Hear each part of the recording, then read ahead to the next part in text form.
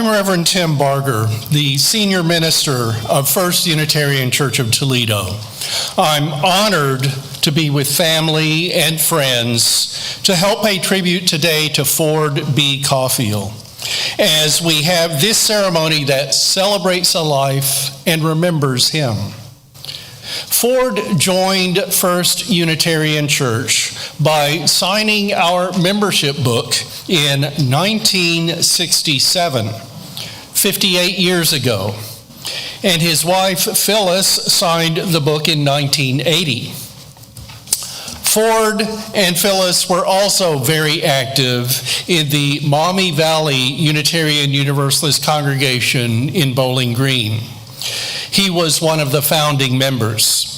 And in my 8.5 years as minister here, and my association as affiliated community minister before that, from 2013 until I began as the full-time called and settled minister in 2017, Ford and Phyllis would come to this Toledo church from time to time, and they became more active in our congregation a couple of years ago.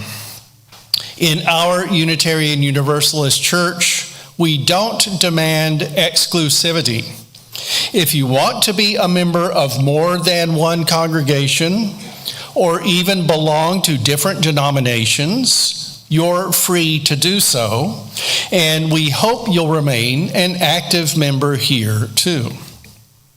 All of that is to say that we're including the Maumee Valley congregation here today, with Lynn Israel, our song leader, and her husband Steve, who started the congregation that settled in Bowling Green. We'll share some words for Ford in the part of the service for friends to speak. Ford died 9 days ago, a day after entering hospice. He was 94 years old and looking forward to a party for his 95th birthday, which would have been at the end of October. So the gathering at the Cauffiel's house after this ceremony and the interment will be a party, what Ford wanted. We come here today to celebrate the life, mourn the death, and be together in our grief over the loss of Ford Cauffiel with love, tenderness, and reverence. Memory is what guides us today, remembering the life that Ford lived and being mindful to keep him in our thoughts in the days ahead. For by thinking of Ford, we keep him with us and continue his presence with us. Welcome to all of you here in the sanctuary and watching on YouTube. I'll start this time of remembering, honoring, and celebrating Ford Cauffiel with a eulogy. The Cauffiel family published an obituary of Ford in the Blade and on the Wisniewski Funeral Home legacy page, and there was also a feature obituary in the Blade that continues online today. You can learn some about Ford from that and more from his book, which he published 2 years ago, I think, Master Entrepreneur, Life, Liberty, and the Pursuit of Happiness in the Unforgiving World of Entrepreneurship. Drawing from those sources and from Ford's and my interactions through this church, let me tell you only a few things about Ford Cauffiel. First, his name. He wasn't named after Henry Ford, but there's a later connection because he did work for the Ford Motor Company for a time. He was named after the other Ford of our area, Edward Ford, who had formed the Edward Ford Plate Glass Company in Rossford, Ohio in 1899. Ford Cauffiel's paternal grandfather had worked at the Ford Glass Works in Ford City, Pennsylvania, That company, under Edward Ford's father, John B. Ford, later became Pittsburgh Plate Glass Company. And Ford's grandfather came to Toledo as an executive for Edward Ford's plate glass business. There's entrepreneurship even in Ford Cauffiel's name, isn't there? From a very early age, and thanks to his brothers, Ford Cauffiel was interested in motors, and he became a builder, an inventor, an engineer. He was so young, starting in business and selling his inventions, including what's still known as the Cauffiel engine, that he had to hide that fact. He was the youngest staff engineer ever hired at the Ford Motor Company, and when they found out he was 20, not 26 as they thought, he risked being fired. While he was involved with imagining and building things, he also took some time to learn how to sell. And it's the combination of engineer, inventor, he was awarded 27 patents, and salesperson that made Ford Cauffiel, according to the title of his book, a master entrepreneur. Ford was born in Toledo and really was a lifelong Toledoan. He graduated from Libbey High School. His college time, 2 years at the University of Detroit, was close by, and he was able to attend because he won a scholarship from the Dana Corporation to the college of his choosing. And that Jesuit school at the time was one of the top engineering schools in the country. Over the years, Ford got involved in making, adapting, buying, and selling heavy machinery, the kinds that are in factories, new, used, and combining old and new. His specialty was the steel industry, and he developed ways to work with coiled steel, to wind it into rolls and unwind it, to make it perfectly flat, and to make it exactly as thin or thick as it needed to be, to cut it and shape it.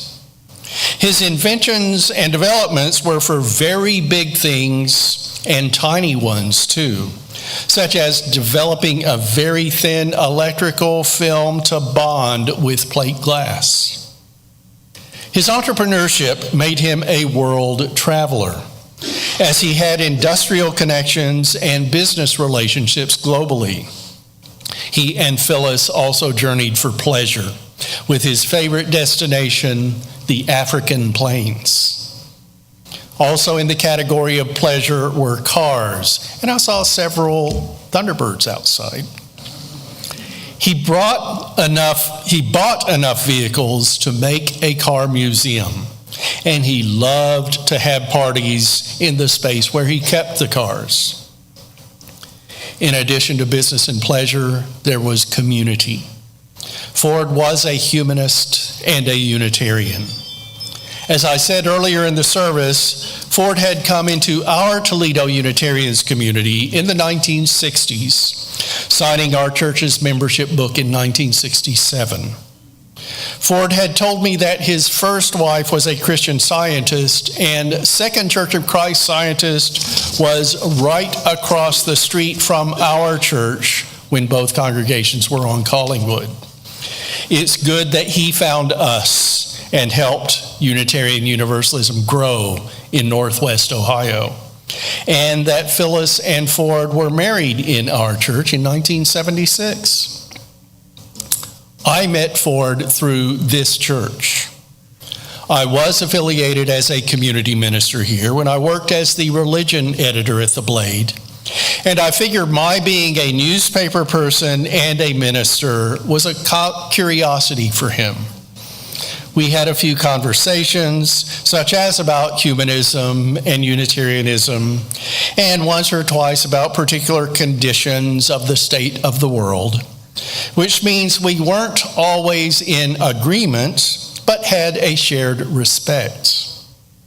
My take is honor and dignity were important to Ford, as they should be to all.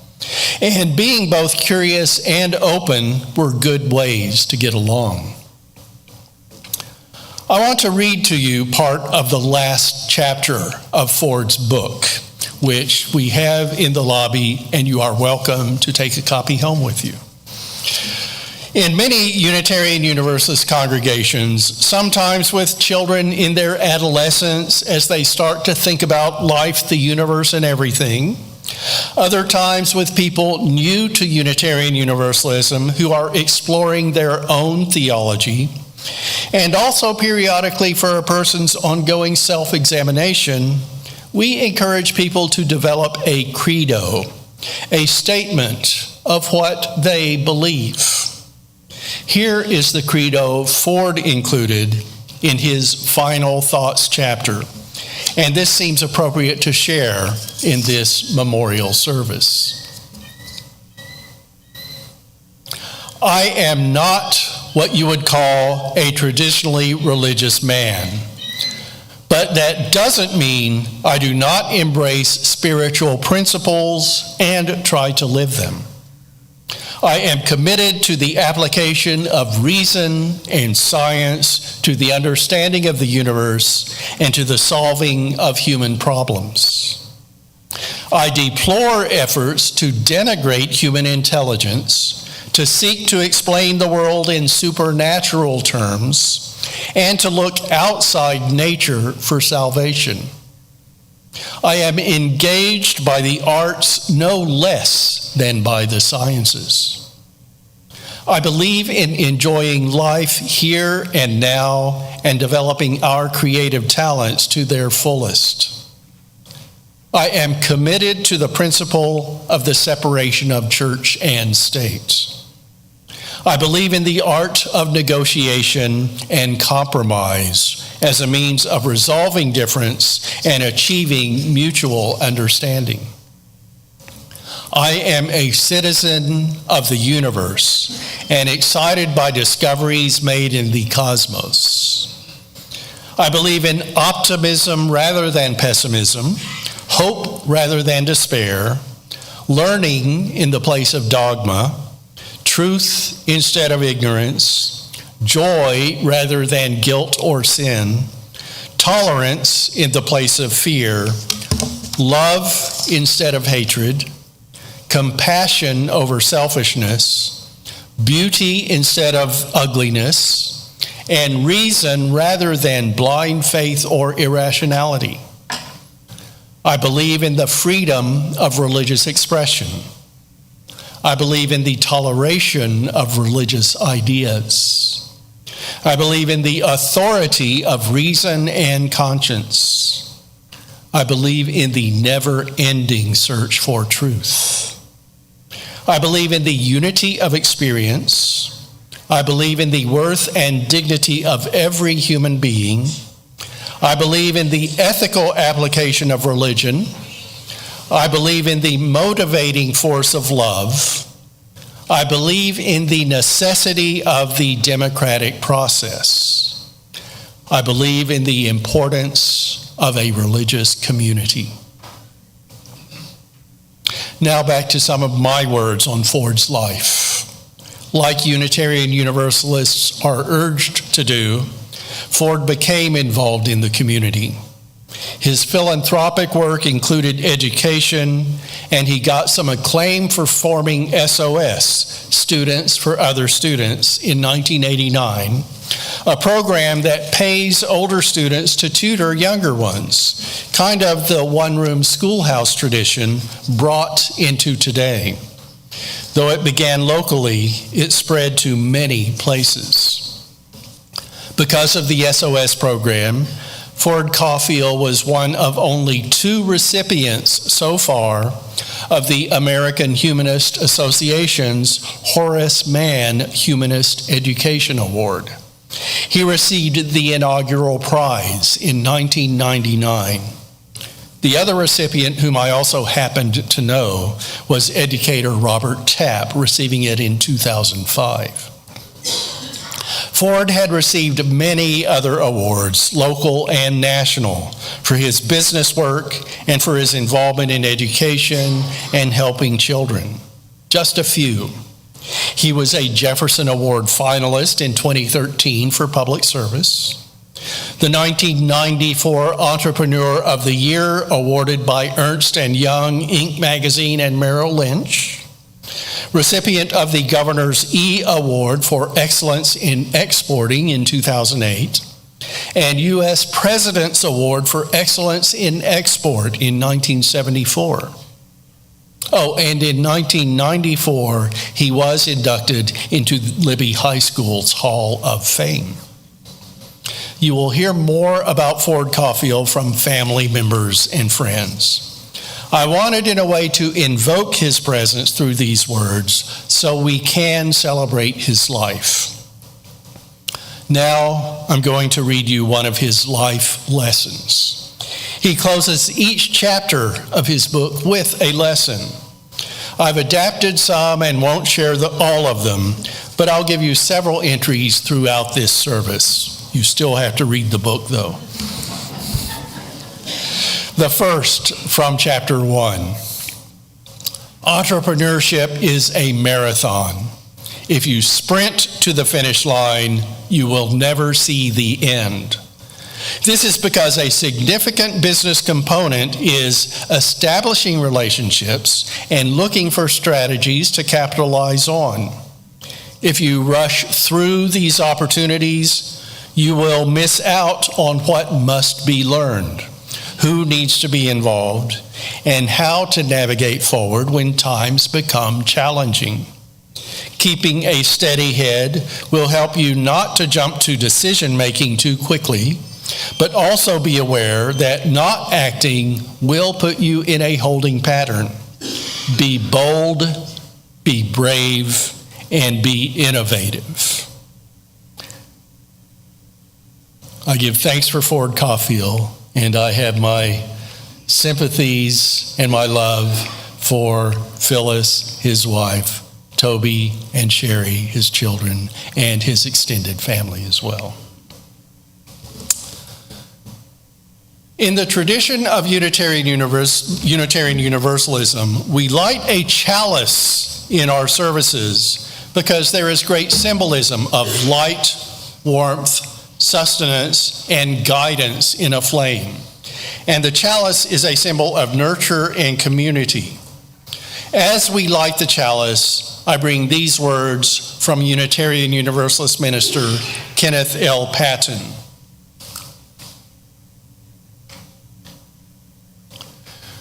Would you have life even though one day that life ceased to be, and the strange being which is yourself flickers and dies like a light blown out and perished in the darkness?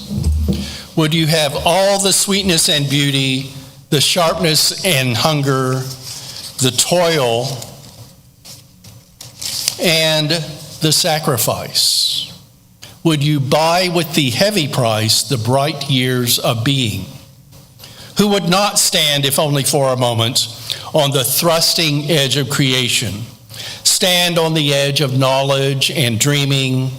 Stand on the brink of being in this moment now, looking down the long hill of the past upon the wonder of all that has been, looking in front into the unformed fire of the future, and thrust a hand forward into the flame to shape being after this vision.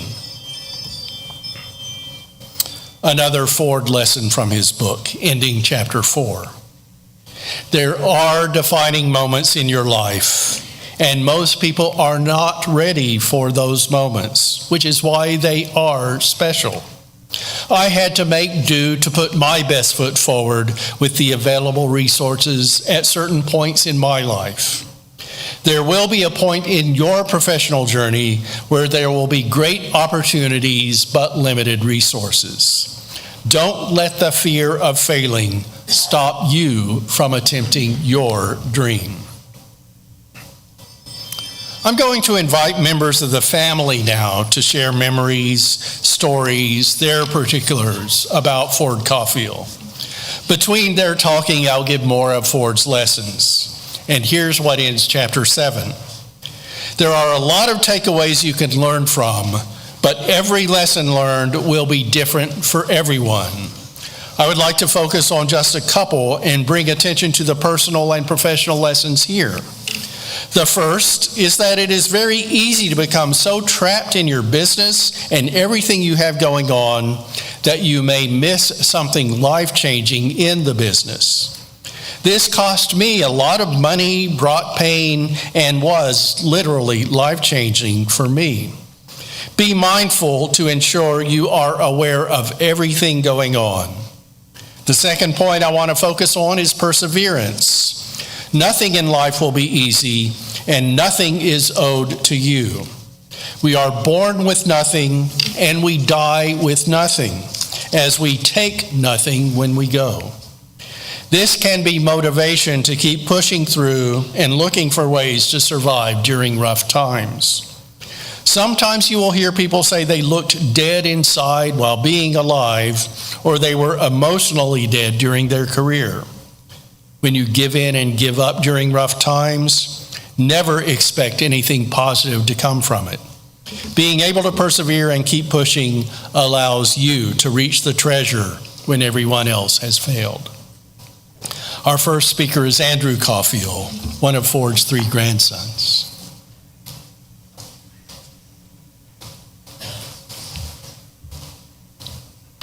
Thank you, Tim. Thank you all for being here.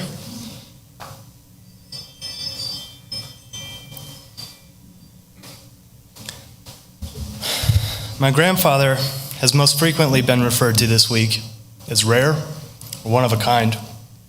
Many have commonly said things like, "It's a shame there aren't people like Ford anymore," and things like, "You younger generation are nothing like him."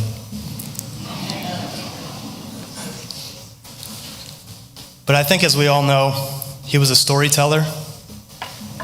And honestly, when I was younger, I was too naive to know what that meant. I thought his stories were ways for him to brag or showboat. Thought maybe it was just the way his brain was wired. I thought he would repeat himself, that he would answer my questions with a story, that he would make statements and lessons instead of giving me the information that I was seeking. But the older I got, the more I realized these stories were deeper than just his way of sharing experiences. It was his way of communicating, and it was his way of educating. He would tell a story to communicate a lesson. He would tell a story to ask a question. He would tell a story just to get people thinking or just get people talking. I don't think this is any new information to anybody in this room, though. But why was he really like this? Why would he so openly educate people by explaining his successes and his failures?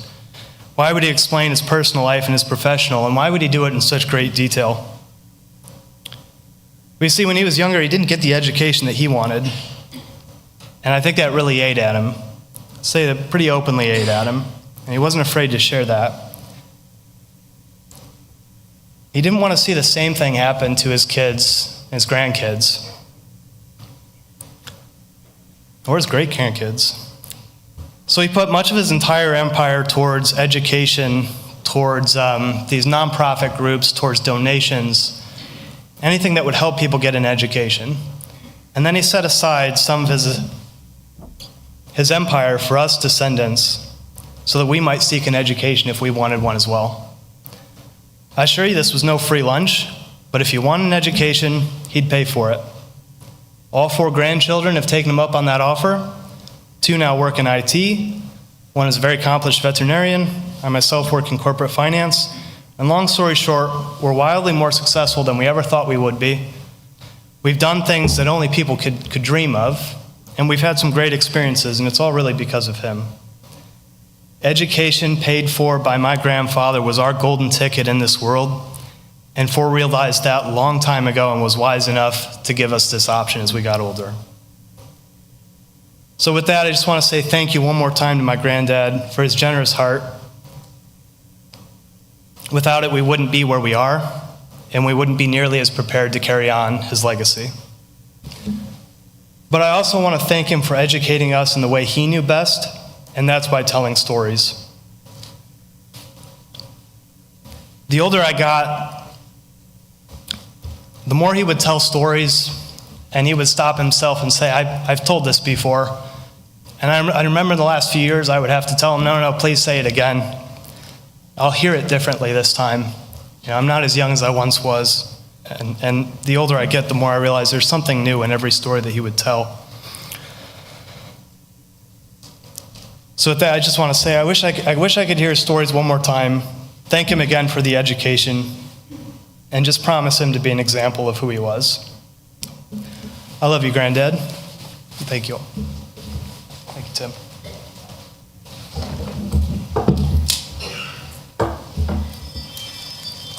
Chapter 8, the relationships you establish while building connections should leave them in or help them reach a better position. This was very important to me, not just as a professional, but rather as a human. I hope you will see that when you can do big things in your town, you may also have the opportunity to impact lives in the process. Part of being a successful entrepreneur is sharing that success. It doesn't always mean you need to give money, but it may be the implementation of something you are doing that will positively impact others. Now, let's hear from Brandy Englehart Pottinger, Ford's granddaughter.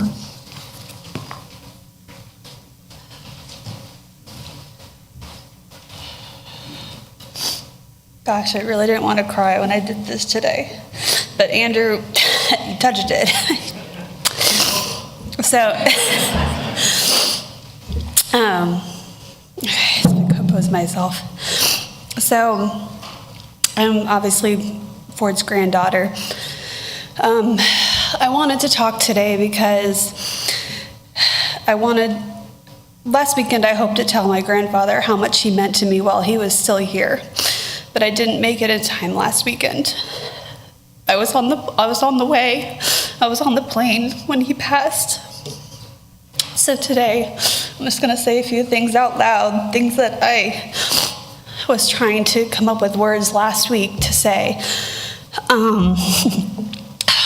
Sorry, it's just hard. Sorry, I'm pregnant and emotional.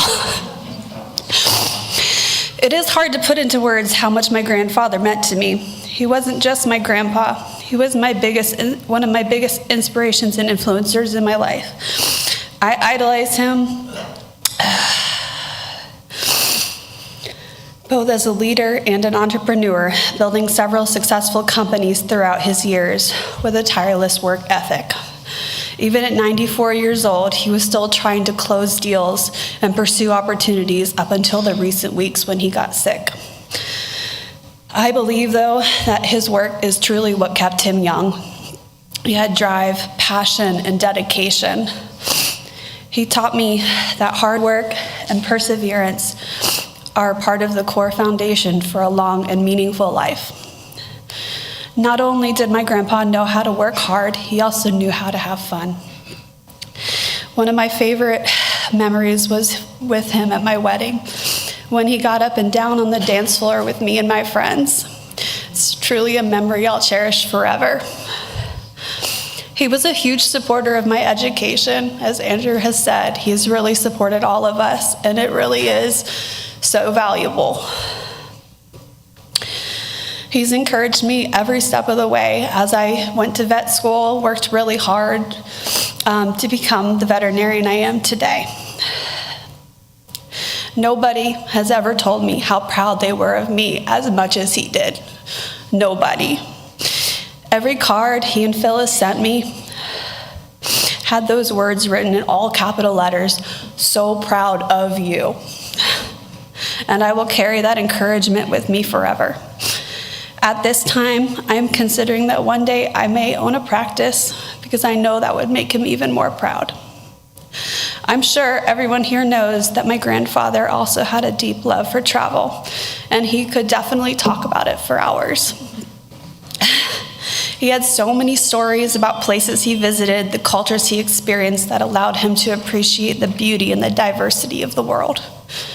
My husband and I share that same love of travel, and I hope one day we'll be able to see and experience even half of what he did. I believe that when he passed, he did so without regrets. He had truly lived and done it all. That's something I aspire to do in my own life. As I look at my 1.5-year-old daughter and I prepare to welcome my son into the world this December, I feel so grateful that I'll be able to share stories of their great-grandfather with him. I want them to know about his work ethic, his high standards, his commitment to education, and his love for our family. Most of all, I want them to know he lived a full life, a life without regrets. Grandpa, thank you for showing me the importance of hard work, dedication, and living life to the fullest. I will continue to aspire to make you proud, and I know you'll always be with me. Thank you.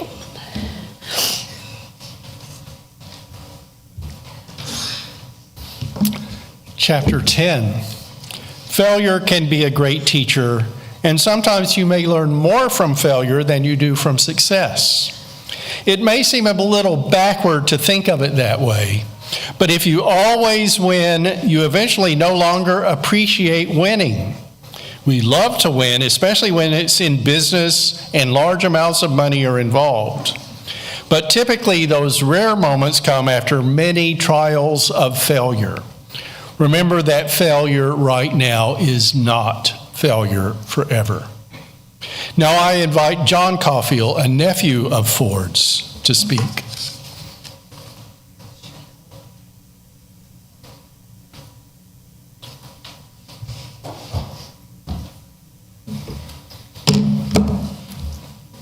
Look at this. Ford, you died a rich man. This is my idea of being rich. What 94-year-old person has a send-off like this? And we haven't even got to the Irish wake part. My name is John Cauffiel. I'm his nephew. I have a lot in common with my Uncle Ford, besides liking to talk about myself, like my wife says.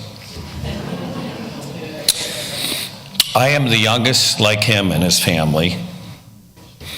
I've been in the machinery business myself for 40 years. As you know, Uncle Ford, well over 60. We both were tennis players and liked to travel the world and live life to the fullest. And we're both cancer survivors. Most importantly, though, Ford and I have a deep love for our families and their success, as you just stated. My first memory of Ford as a young boy was he was a confident young man. He had gray hair, black mustache, and dark sunglasses with a brand new Lincoln. He had a pool at his house, which no one had a pool back then. And he sponsored the hydroplanes, not only in Toledo, but in Detroit. It was called Miss Cauffiel of Toledo. At an early age, I wanted to be Uncle Ford someday. Back to the baby in the family. I think the baby has advantages in one's success. Looking back at his family, he had 4 siblings. My father, Lowell, being the oldest, was an aeronautical engineer during World War II. He would be Ford's early mentor. Right after the war, my dad quit working for Goodyear, building the B-29 right at VJ Day, and immediately started an engineering company. Looking for labor, he grabbed Ford. Now, mind you, Ford was 15 years of age. He gave him a crash course in engineering and manufacturing and worked him like a total dog, really, because I know my dad did the same thing to me. They developed 2 engines together. A 4-stroke, my dad got the job designing the Clinton engine, but then they built their own, a 2-cycle. Well, getting the thing running finally, they thought it was a good time to test it out. Of course, it was dusk, and they lived off of Anthony Wayne Trail, and Ford goes on this motorbike and gets hit by a car, and then almost gets run over again. He broke his leg in 3 places, and he was in the hospital for a very long time. But that got him to the point of reading books, and probably it was time to move on. He decided to go to University of Detroit. His sister Elda was closest in age. I just heard this story a couple weeks ago at my Aunt Elda's memorial. They were ice skating on the Maumee River and almost perished in the ice. They pulled each other to safety. Aunt Elda was a great collegiate swimmer and very health conscious. Ford credited her just a few weeks ago for his long life, introducing him to sports and physical activity. His other brother, Dan, was his first partner. Dan was an incredible deal maker, and later this would serve Ford well. Dan delivered many early successes in the early days of their machinery business, but he was also a bit reckless. There was no deal that he didn't like. So he drove Ford nuts a little bit, and it was time for them to part company. His sister Wilma had a heart of gold and was a devout Christian, and probably had a lot to do with his soft touch and for him to explore his spirituality. When a family member was in trouble and needed assistance over the years, Ford would always take care of the situation quietly. But Ford was truly his own man. Having admired and watched him for many years of business, if I could pick one word to describe him, it would be an innovator. He could look at a complex problem and come up with a simpler solution, and most importantly, cost-effective for the entrepreneurs he served. And then he would transact and make a great deal. He was tenacious, a deal maker, a true closer. Even in his charity of SOS that we heard about, he showed his innovation. What a novel idea to get smart kids to tutor children falling behind, raise corporate donations to pay their pay. He not only would empower the student falling behind, but the scholar would give him confidence for his future endeavors. Entrepreneurs have a lot of ups and downs in their life, especially in our cyclical industry. And once in a while, you get hit with a left hook, a lawsuit, a government investigation, a bad idea. Ford survived all that. Just like he went on to survive his bladder cancer for over 10 years. He didn't ever let that stop him. I saw him 3 weeks ago. I could see his health was failing on that Sunday at my Aunt Elda's memorial. A day later, he sent my son Hamilton a request for a quotation on a machine.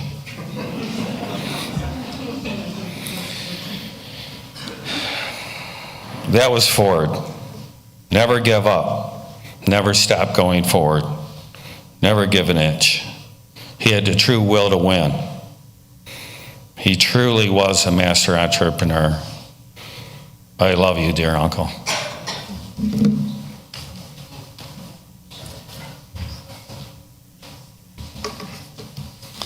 Chapter 15. The one thing I want to ensure is captured here is whether your children are like you and take after you in business. It is important to realize how much you need to love and support them. They will find their way in life, and they will struggle with hardships if you protect them too much. It is hard to resist helping them each time they are in trouble, but this allows them to grow into their character. My kids were there through a good majority of the business's ups and downs, and to this day, they are still around as adults and parents. You may have their best interests at heart when guiding them with advice or giving them opportunities to enter the same business world. A word of caution is to keep the relationship first. They may not become excited about the same passions you have, and if you push too hard, then often the relationship becomes taxing for everyone. One of the best titles you can have on your resume is parent. The family has chosen hymn number 354 for congregational singing. It's printed in the order of service, and if you don't have one, it's in the gray hymnal number 354. If you're willing and able, please stand as Lynn Israel leads us in We Laugh, We Cry.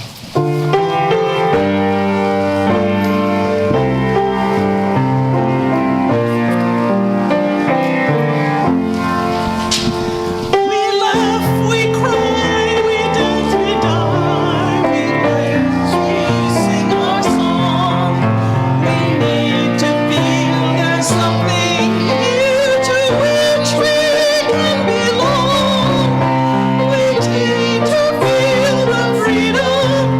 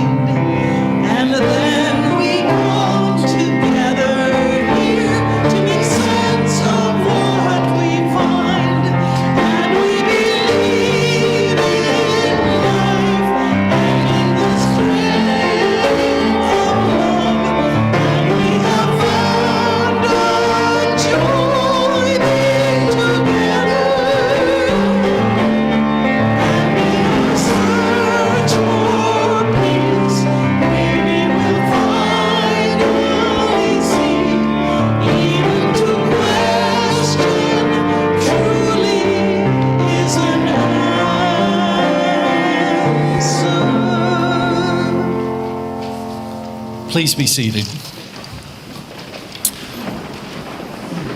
Let's give time now for contemplation, meditation, prayer, whichever term fits your focus, while you think of Ford's long life and his recent death. Let the faiths and philosophies that sustain us separately meld into a unity of the most human and of the universal, where differences dissolve in the awe-inspiring yet wonderful harmony of the moment. Before the wonder of living and dying, we are humbled. In the midst of our sorrow and grief, we feel a river of sacredness.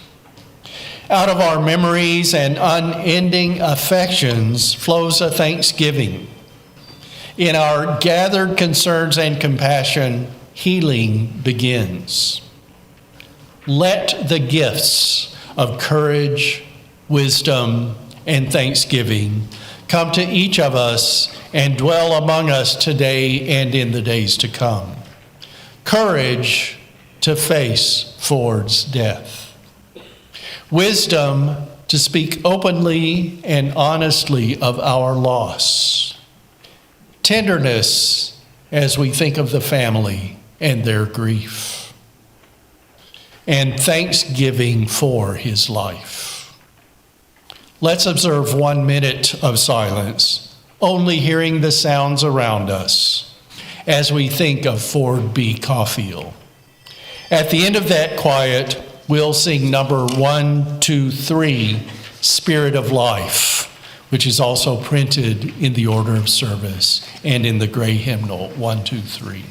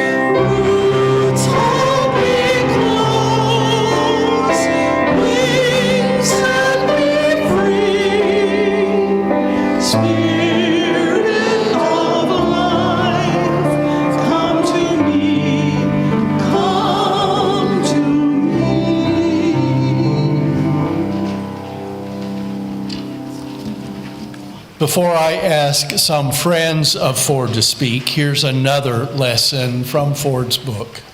This is from chapter 18. Coming home from a long day of work can be exhausting and wear down a person's mind, but a problem can occur. The problem is the creativity of the imagination may slip away. Believe me when I say I come home tired, especially in the engineering world, as it requires a lot of math and mental sharpness to figure quotes. But I will also say that problems I have been able to solve outside of the machine world have been exciting to me. People need to take breaks and rest when needed, but I encourage them to keep their eyes open. You never know when the next big opportunity to do something will present itself.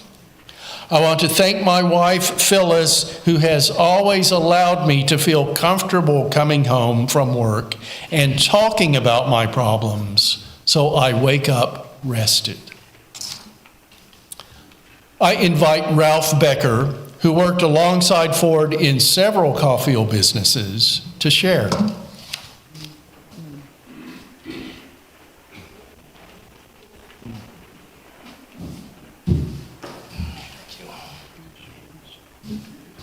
Hello, everyone. My name is Ralph Becker, and met Ford in 1989, and been with him 37 years. Julie, his executive assistant, has been here 41, and Brian Watts, who's also here in the Granite City Division. How many years, sir? 39. 39. So, I don't have a script. Most of my life with Ford was unscripted. And I said to my wife, what should I talk about tomorrow? And she's like, well, 37 years, you've got to have a couple of good stories. And she said, talk about the beginning, the very beginning. And I said, okay, let's start there. So, I've always been a hard charger, good work ethic. I was working 3 jobs at the time, Stanley Machining with my good friend Tim, doing floors at Food Town with a big Zamboni. I worked at a telemarketing job selling windows and siding. I was the guy that bothered you at 5:30 at dinner. This goes back in 1989. And I was also going to TU, as it was called at the time. And I'm doing some telemarketing work over on South Reynolds. We have our cubicles. They're all covered with carpet. And God, I don't know what I was making at the time, but the commissions were pretty good. If you got a lead, you got $50. If there was a sale, windows or siding on a home, you got $250. So this lady next to me always listened to my vernacular. She says, you talk very well. And I'm like, well, thanks, but I'm stuck in this cubicle. She said, well, I'm going to start my own headhunting agency. And I tell you what, when I get my feet on the grounds, I'm going to call you. And I'm going to get you out of here because I can't stand this place. So 6 months go by, I forget about her, and I get this call at home. And she said, hey, Ralph, I forget her name. There's a well-to-do entrepreneur in town. And he's kind of looking for somebody to help him in sales and marketing, kind of like a protege. And I'm like, okay, tell me more about the prerequisites. And he said, well, you gotta be young, check. Not married at the time, check. Willing to travel the world, speak Spanish, so on and so forth. I'm like, all right, I'll meet this guy. So I go over to the offices on 1400 Hastings, which is the old E.W. Bliss building, Champion Spark Plug. And I remember I dressed very well for the interview. I had long hair at the time, Bon Jovi hair. And I had it aqua netted all the way to the back like a big duckbill or something like that. And I had a Trans Am and the T-tops were off and playing the music loud as I go down Norwood or Oakwood to get to Hastings. And I remember some of the Cauffiel people sticking their head out the window of the facility looking. And parked the car, got out, and approached the building, and there's a big monitor there, and you got to look into it, and you pick up the phone. Hello? Yeah, I'm here for my interview. Okay. And go up about 24 stairs to the second story. And there was Ford at his desk on a phone call. I remember I had to wait like 15 minutes till he was off. And then he turned, and he started asking me some questions. And And his interview process was always very unorthodox. He'd start off, married? Nope. Got a car? Yes. Does it run well? Yes. Who do you hang out with? You know, what kind of circles do you run in? And I'm like, wow, what an interview process this is. So he said, I want to open up markets in Mexico. Do you speak Spanish? And I said, yeah, I speak Spanish. Okay, I'm going to call Bank One, and you're going to talk to my finance director over there. You two can talk. I want to listen. And right at that time, I start talking jive with this other lady in Columbus. Ford gets another call. That lasts 20 minutes. No sooner does our call with the bank end, Ford's ends, and he's like, well, say something. Like, we're done. We just hung up. He's like, oh, okay. And he asked me how much I made at my other job. And I said, I make X. You're doing well. Not really. I could do better. I'm working 3 jobs. I'm looking to work for just one person. And he said, well, what kind of vacation are you looking for?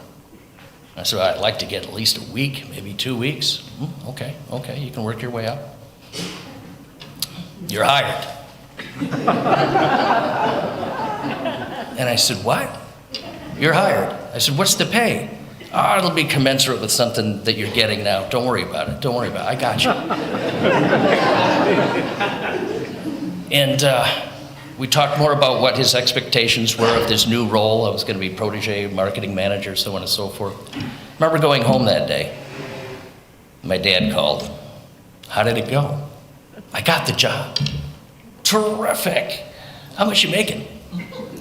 I don't know. He says he's got me. What?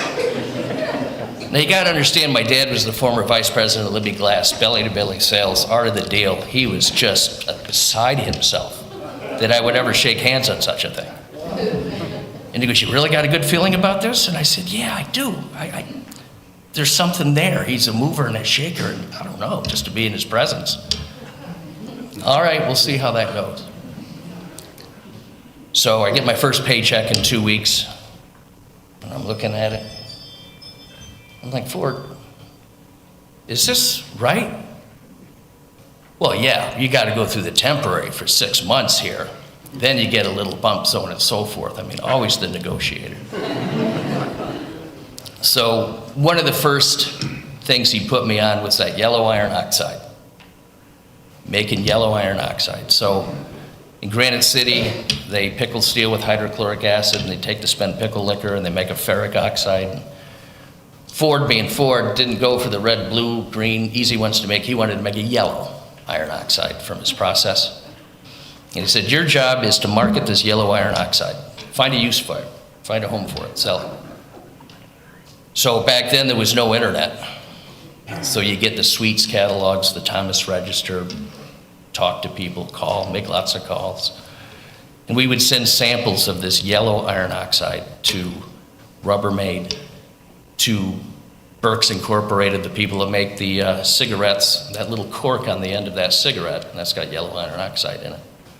Dad's Dog Food approved this as well. Those yellow kibbles that your dog eat, it's not cheese, it's yellow iron oxide. They're selling it to you. So I was getting approval here, there, and everywhere. Things were going good. And then unfortunately, somebody on second shift in Granite City turned the wrong valve and turned a St. Louis tributary yellow. It's low in heavy metals, nothing happened, guys. It's just a pigment. So I guess the EPA showed up at the door, as Ford's telling me the story now, because my desk is right next to his desk. And he's like, well, kid, I don't think it's going to work. I don't want to lose my sewer permit to pursue this endeavor that I had to make a yellow iron oxide and yada, yada, yada. So this business is done. Done. And I remember I extended my hand to him to shake his hand. He's like, what are you doing? I said, well, thanks for the opportunity. Sit down.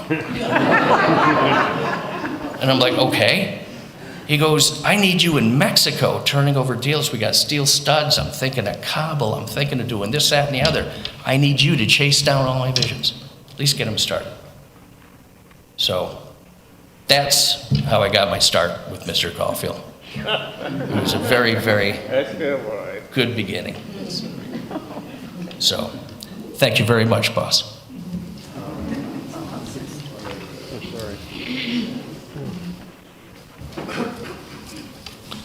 Chapter 20. This is by far the best lesson to focus on from this entire book. The ability to build a successful team around you who trust you will carry you far. There is a reason why people go to war together and not alone. Having a team surrounding you to protect you will keep you alive longer than trying to look out for yourself at all hours. In business, it can be like war, and many companies fall victim to the death of going out of business because they didn't prepare their team to be ready. If you find yourself owning a company and are able to bring on employees as you grow, please remember that outside of your family, your employees are a top priority. Never be concerned with only focusing on what they know, but also look at them and learn what they can do as well. A great teacher will pull the best out of the team and help them become fulfilled in their work. This is done by focusing on their needs, learning about them, and taking care of them as family. Dustin Dale, who is credited in Ford's book for ghostwriting and book consulting services, will speak now.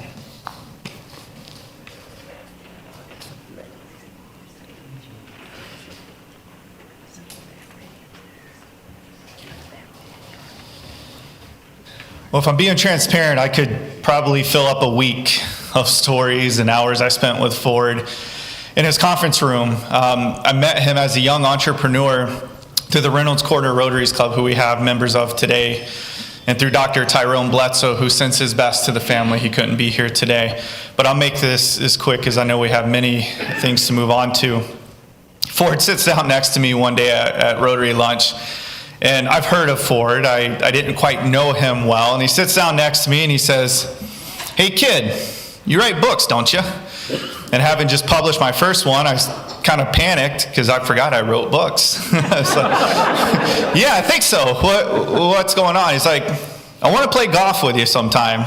You know, Ford was a very avid golfer. It's like, "But you got to be my eyes. My eyes are getting bad, so you got to keep track of my yellow ball." I said, "All right, Ford, I got you."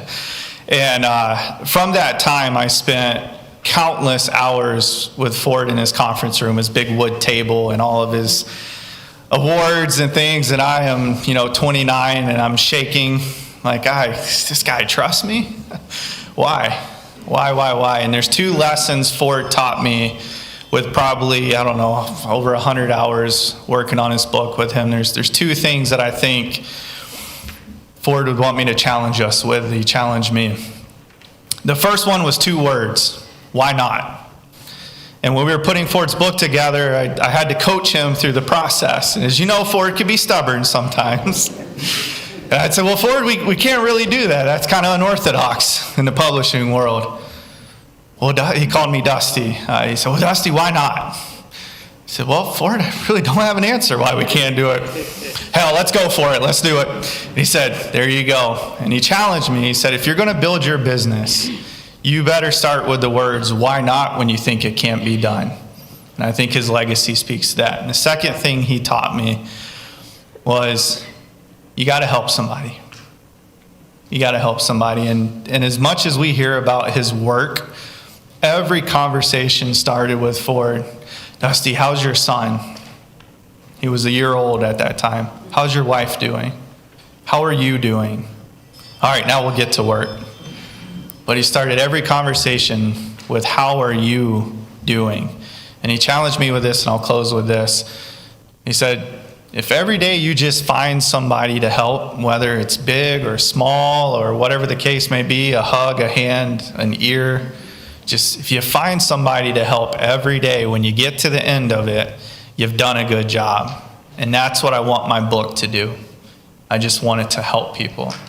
And so it truly was a privilege. And thank you to his family who welcomed the stranger in out of nowhere. I meet him and, hey, this kid's writing my book. And, the family's like, okay, who are you? How's it, and we got to become very close with members. So Ford, I want you to know you had such an impact, even on a young man who's striving to be an entrepreneur. And I just challenge us, why not? And who can we help today, no matter what? Thank you.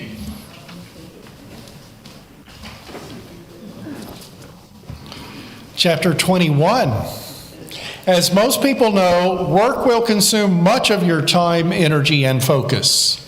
The key is finding something you are passionate about that allows you to break away from the day-to-day grind to spark your creative side. For me, my love of cars allows me to have that break from work and to give back with the car shows.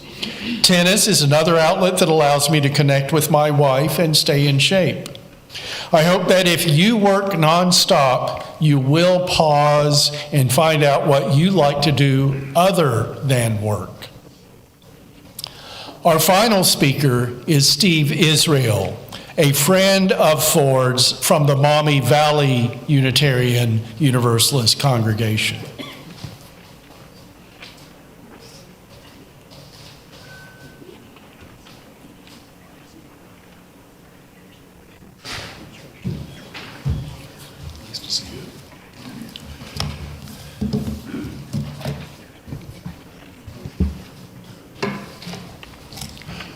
I'm Steve Israel, and I've known Ford and Phyllis for a very long time. Phyllis, they are both remarkable people. Today I've been asked to say some nice things about Ford.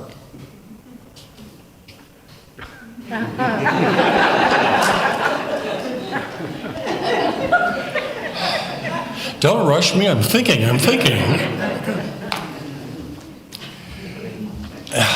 Okay, how about this? I don't believe I've ever known anyone quite like Ford Cauffiel. If you look up the word entrepreneur in any dictionary, you'll see a picture of Thomas Edison, Henry Ford, and a picture of Ford Cauffiel. And if Ford Cauffiel's picture isn't there, well, it should be. Now, many of you are business acquaintances of Ford. He loved to tell stories about selling giant metal processing machines to companies all over the world. Many of you may have similar accomplishments of which you're especially proud. But I'll bet you Ford did one thing that you never will. One thing that you never dreamed of doing. He helped start a church. Back in 1983, Lynn, over here, and I moved from Rock Island, Illinois, to Toledo so I could take a job at WTOL Channel 11. We loved Toledo, but we also were sad to leave the Quad Cities. We especially missed the Unitarian Church in Davenport, Iowa. It was our first exposure to Unitarianism, and we loved it. Now, some of you here today may not know much about Unitarians. Let me tell you about Unitarians.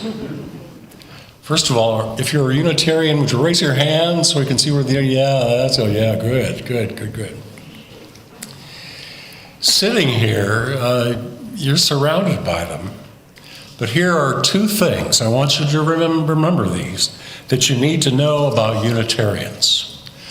Number one, their favorite Bible story is the one about Moses and the 10 suggestions. It's a good one. Number two, the only time you'll hear the words Jesus Christ in a Unitarian church is when the janitor falls down the basement stairs. Those are two of my favorites. Well, when my wife and I arrived in Toledo, we immediately started looking for a Unitarian church. Well, we found exactly one. It was a huge old building, very grand looking in its day, on Collingwood Boulevard in Toledo. Anybody remember that building? Yeah, sure. Some of you probably attended there. We did for a while. Lovely people, but the church was not thriving. One good thing about the congregation, the younger members liked to gather in each other's homes about once a month for parties. And often we met at Ford and Phyllis's home on Nantucket Drive in Toledo. Remember that house? Yeah. The most popular discussion topic at these parties was always this, and it was a question: what could we do to improve the Unitarian experience at the Collingwood Church? So Lynn and I attended many of these parties, and finally at one party, at Cauffiel's house, I sat down with Ford. We agreed it was time to stop complaining. Now, we both knew some people were very happy with the Collingwood Church and what the church had to offer, but many of us were not. Right about then, I was reminded of that famous quote, "If it's to be, it's up to me." Right then and there, Ford and I knew what we had to do. We needed to start a new Unitarian church. So, let me ask you, how do you start a new church, a Unitarian church? We had no idea. So we asked around at the party. Nobody at the party had any idea either. But eventually, we figured it out. Oh my gosh, that was 42 years ago. And I'm proud to tell you that the Maumee Valley Unitarian Universalist congregation, located on Dixie Highway between Perrysburg and Bowling Green, is still going strong. That church exists thanks in large part to the wholehearted love and financial support of Ford and Phyllis Cauffiel. There would be no Maumee Valley UU congregation without them. In a moment, Lynn's going to lead us in a song that still means a great deal to members of the Maumee Valley congregation. But first, I have one last story. Many of you know that Ford and Phyllis owned a talking parrot named Darwin. After many years of living with Ford, Darwin developed a salty vocabulary. Without any warning, he'd shout out words that would make a sailor blush. Got to be kind of embarrassing, especially when Ford and Phyllis had friends over. So one day, Ford asked the owner of a pet store to come over and see if he could get Darwin to stop cursing. The man tried and tried, no luck. Finally, the pet store owner said, "You know, I know a priest who owns 2 female parrots. They're wonderfully behaved. Their names are Ruth and Betty. They are spinster parrots, and they are very religious. In fact, they spend most of their day in prayer. Maybe if Darwin spent a little time with these parrots, Darwin would learn from them and clean up his act." So on the big day, the parrots, Ruth and Betty, were sitting side by side on their favorite perch, kind of like this, holding little tiny rosary beads and praying quietly. When Ford and Darwin arrived, Darwin spotted the parrots. It's parrots, not parents, parrots. Darwin spotted the parrots and exclaimed, "Well, hello, ladies. I'm here to rock your world." Immediately, Ruth turned to her companion and exclaimed, "Betty, Betty, our prayers have been answered." Thank you. Thank you.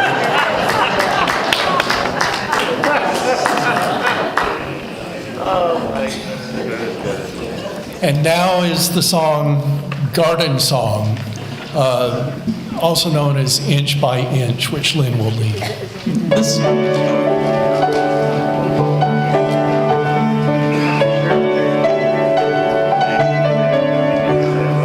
Inch by inch, row by row, gonna make this garden grow.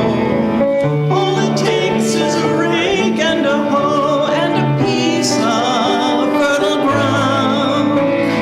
Inch by inch, row by row, someone bless these seeds I sow. Someone warm them from below till the rain comes tumbling down.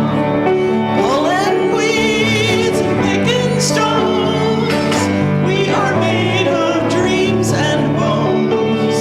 Feel the need to grow my own, for the time is close at hand. Grain for grain, sun and rain, we are part of nature's chain. Tune my body and my brain to the music from the land. Plant your rose straight and long, temper them with prayer and song. Mother Earth will make you strong if you give her love and care. Old Crow watching hungrily from his perch in yonder tree. In my garden I'm as free as that feathered thief up there. Inch by inch, row by row, gonna make this garden grow. All it takes is a rake and a hoe and a piece of fertile ground. Inch by inch, row by row, someone bless the seeds I sow. Someone warm them from below till the rain comes tumbling down.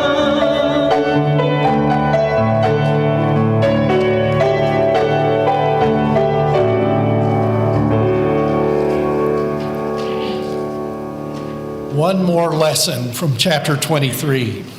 Entrepreneurs can impact the greater good in the communities in which they live.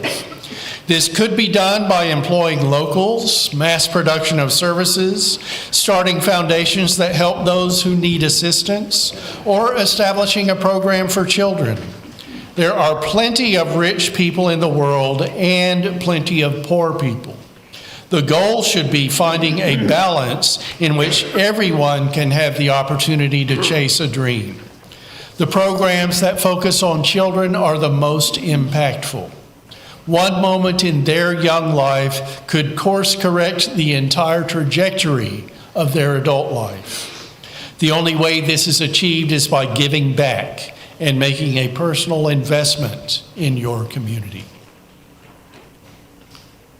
This has been a time of our coming together in our love for Ford B. Cauffiel. Let's hold his family and his friends in our hearts. With one more blessing, I bring these parting words.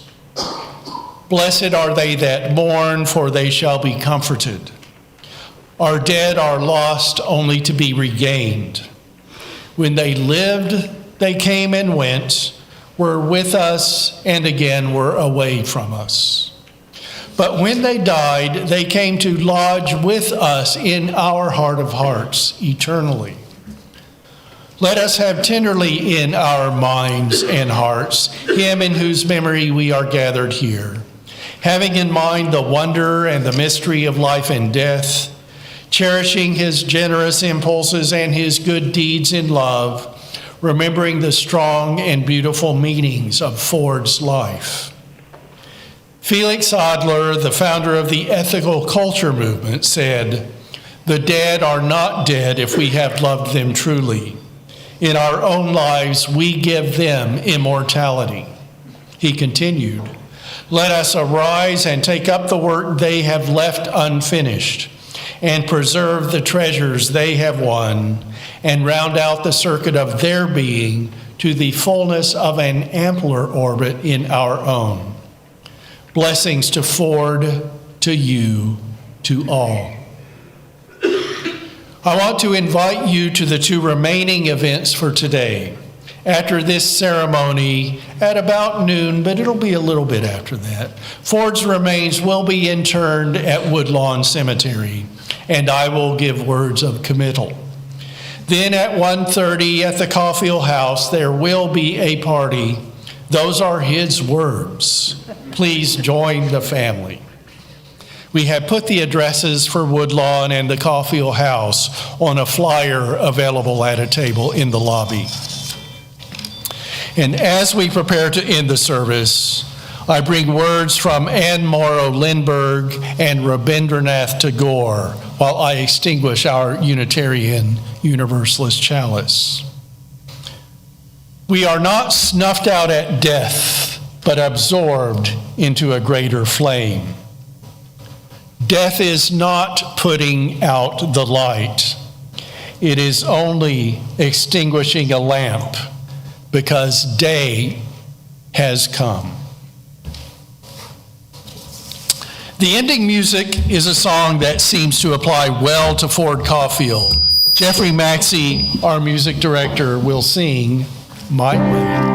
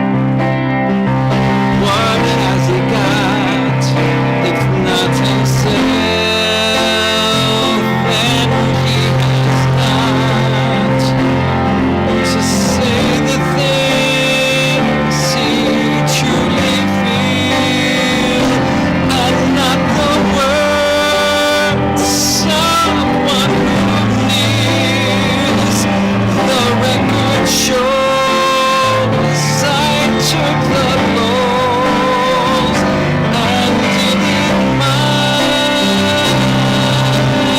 way. For what keeps a man? What has he got to deny himself?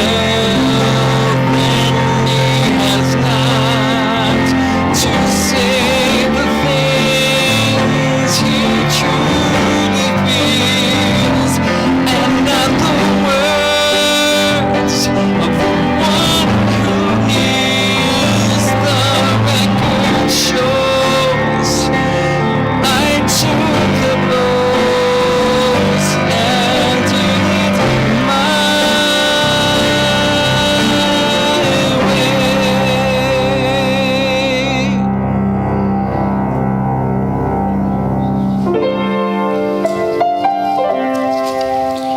For Ford, thank you very much. I introduced Dave Chernak from Wisniewski Funeral Home to tell us the best way to get from our seats here to Woodlawn ceremony in the funeral procession.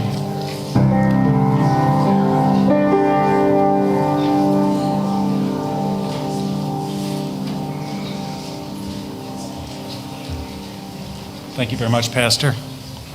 Ladies and gentlemen, if you are going out to Woodlawn Cemetery with us today, we have formed a procession to go out to the cemetery. If one of my gentlemen haven't addressed you out there in the parking area yet, when you get to your vehicle, please turn your headlights on, your four-way flashers. That'll indicate to my fellows that we should get to your car to get a funeral flag on. I'm going to ask the pallbearers to step forward in just a moment, and what I would like to do is the pallbearers will escort the casket out of the chapel, and then I'm going to ask the immediate family to fall in right behind. Other friends and relatives may follow us out to form that procession. I'm going to name the pallbearers. Hopefully, Toby, I can read your writing. That was a little while.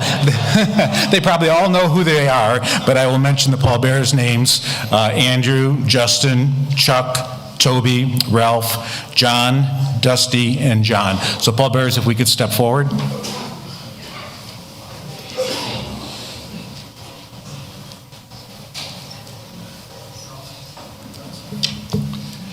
our fellows, we'll turn the casket, fellows, so we can get into the aisle here. We'll let Mick and Wayne step in here. And as they bear Ford out, the service will end. Please go in peace. Fellows, if you could right along your side of the casket, please.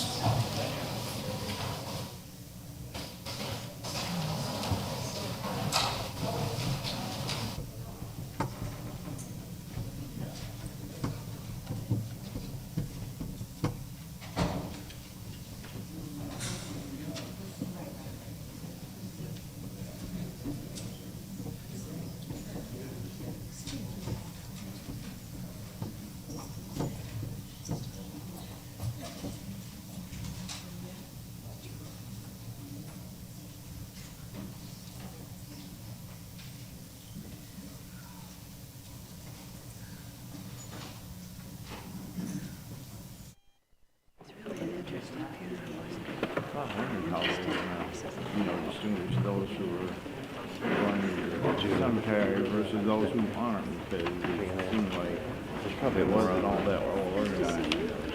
Organized in the parking lot.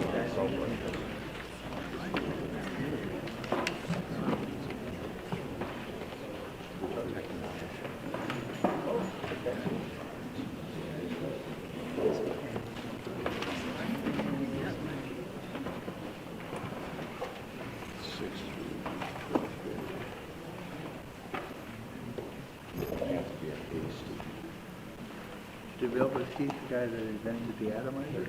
Atomizer, it's really going to paint.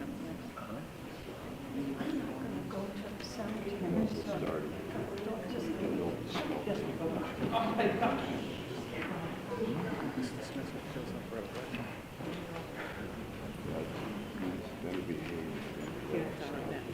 One strike. Yep.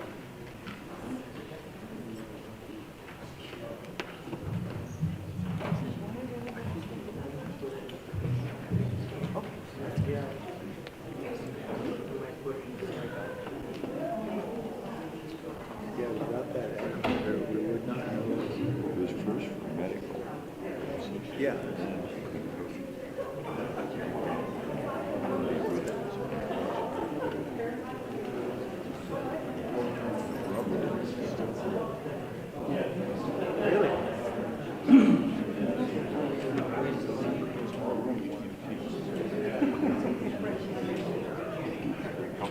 Yeah, they are, yeah, it's a nice package.